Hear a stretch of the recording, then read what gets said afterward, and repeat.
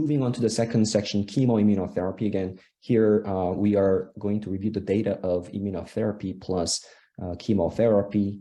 The first trial I'd like to discuss is KEYNOTE-189 trial, where pembrolizumab, again, the PD-1 inhibitor, was combined with the chemotherapy, and then the combination was compared with the chemotherapy alone.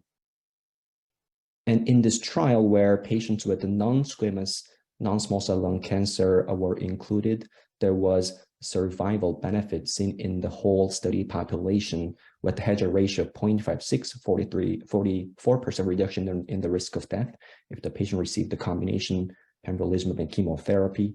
And then the benefit is seen in all PD-L1 expression strata, as you can see here in the Kaplan-Meier curves. And the response rate, the tumor shrinkage rate, was 48% with the combination pembro plus chemotherapy seen in the table versus only 20% with the chemotherapy. And so the combination not only improved the survival, but also had a better chance at shrinking the tumor.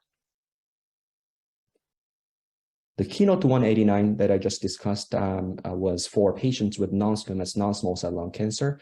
KEYNOTE-407 is a very similar trial where they tested the pembrolizumab plus chemotherapy, but then in patients with squamous histology.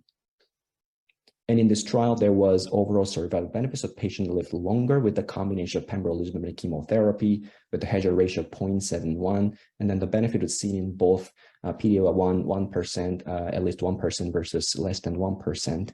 And then the response rate was 62% with the pembrolizumab and chemotherapy combination, which is pretty significant, versus 38% with the chemotherapy, again, showing that the combination had a better chance of shrinking the tumor. And an IMpower150 trial tested a combination of atezolizumab that we discussed in the prior IMpower110 trial in combination with the chemotherapy and a drug called bevacizumab, which is targeting the vascular endothelial growth factor. And so this was compared with one of the old standard treatment with carboplatin and Taxol and bevacizumab.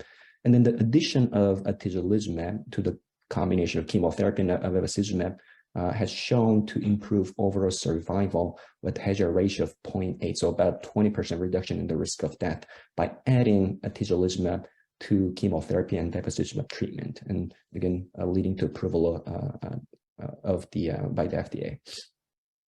And then IMpower-Lung3 trial included patients with both squamous and non-squamous histology, and then stage 3 B and C and 4 patients. And patients were either assigned to the combination of semiplumab plus chemotherapy versus chemotherapy alone, and then the primary endpoint being the overall survival.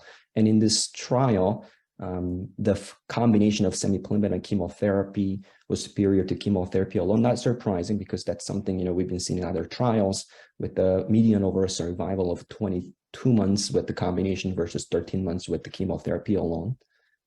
And to summarize the results of the combination immunotherapy and chemotherapy, what we have shown here was that the chemotherapy plus immunotherapy is superior to chemotherapy alone in terms of overall survival, in terms of how long people lived, and then had higher objective response rate, higher chance of tumor shrinkage in patients with advanced non-small cell lung cancer, regardless of PD-L1 levels.